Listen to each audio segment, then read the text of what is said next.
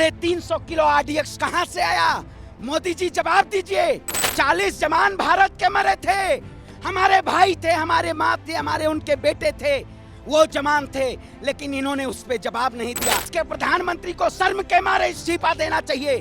क्यों नहीं जवाब देते? जब राहुल गांधी जी ने संसद में पूछा था अडानी मोदी का रिश्ता क्या है, फिर क्या बोलेंगे? जो धर्म के नाम पे जिनको अजान से तो सरदर्द हो जाता है, लेकिन जवान के शहीद पे नहीं सरदर्द होता। क्या पूछेंगे उनसे? वो मंत्री जवाब देंगे? वो तो सत्ता की आड़ में बैठे हुए हैं, देश को नफरत की आग में झोंकना चाहते हैं। 40 जवान के शहीदों पे मोदी जी जवाब दीजिए, वरना गद्दी छोड़ दीजिए, गद्दी छोड़ दीजिए। सतपाल मलिक जी ने सही कहा, लेकिन प्रधानमंत्री जी उस पे मौन हैं। आप अगर एयरक्राफ्ट दे दिए होते तो 40 जवान शहीद नहीं होता, लेकिन ये लोग शहीदों पे राजनीति करते हैं।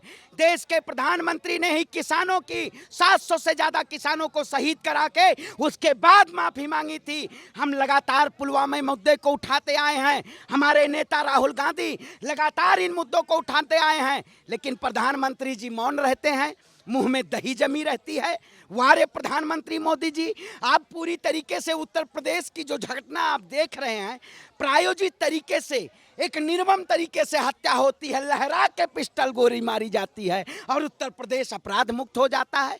इसका मतलब पूरी तरीके से ये पुलवामा के मुद्दे को दबाना चाह रहे हैं। ये सरकार डरी और सहमी हुई है।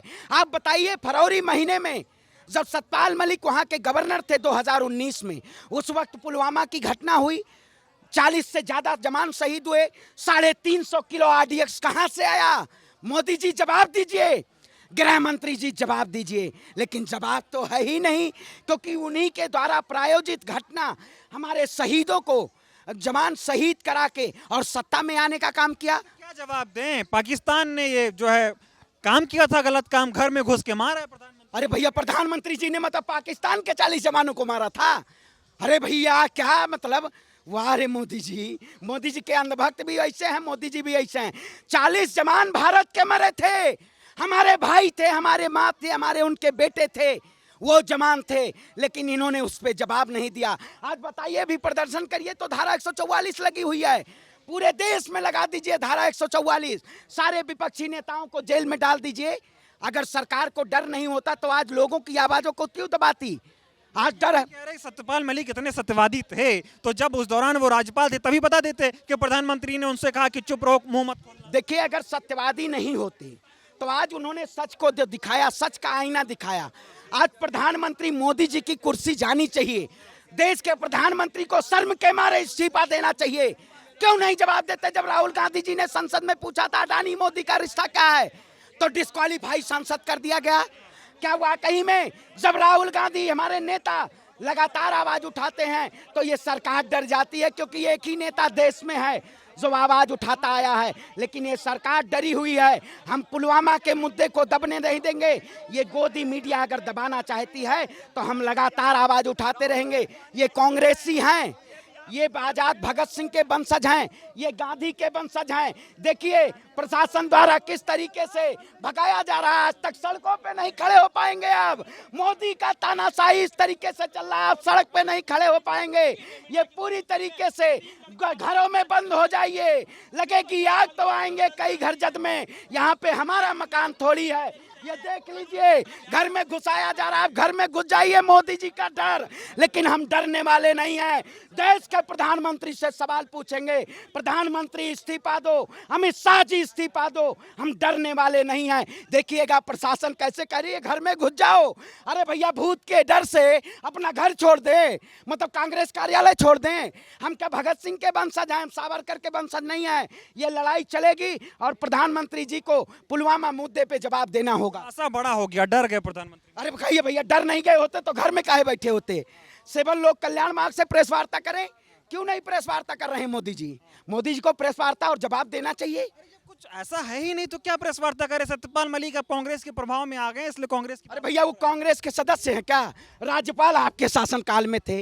जम्मू कश्मीर में आपने 370 हटवाने का काम किया था, तो उन्होंने सच को बताया ना कि मोदी की क्या नाकामी है जो मोदी छुपाना चाह रहे हैं। उन नाकामियों का उन्होंने पर्दाफाश किया है, तो इसको क्यों मुद्दा घुमाना चाह रही है बीजेपी?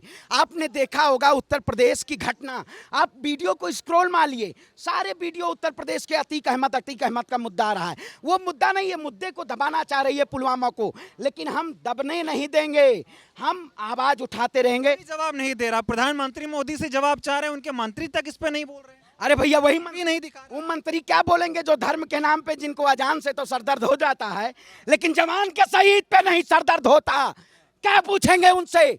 वो मंत्री जवाब देंगे? वो तो सत्ता की आड़ में बैठे हुए हैं, देश को नफरत की आग में झोंकना चाहते हैं। दर्द तो हुआ ना जब 40 जवान हमारे शहीद हुए, उसके बाद किस तरह से मोदी जी ने घर में घुस के मारा, पाकिस्तान को किस तरह से ललकारा, देखा नहीं आपने? अरे मैं कहता हूँ हमारा मुद्दा ऐसा हुआ था। अरे भैया हमारा मुद्दा पाकिस्तान है, हमें हिंदुस्तान की जनता की न्याय बात कर रहे हैं। हम उन 40 जवान जो शहीद हुए हैं उनके परिवारजनों के हितों की बात कर रहे हैं।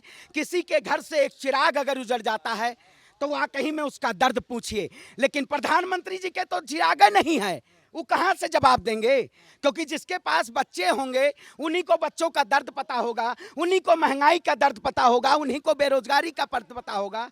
अरे मोदी जी अगर दर्द नहीं है तो क्यों सत्ता पे बैठे हैं? आप सत्ता छोड़ दीजिए, पूंजीपतियों की सरकार है, देश की जनता को जानना होगा। ये आपको डराना चाहते हैं, लेकिन हम डरेंगे नहीं।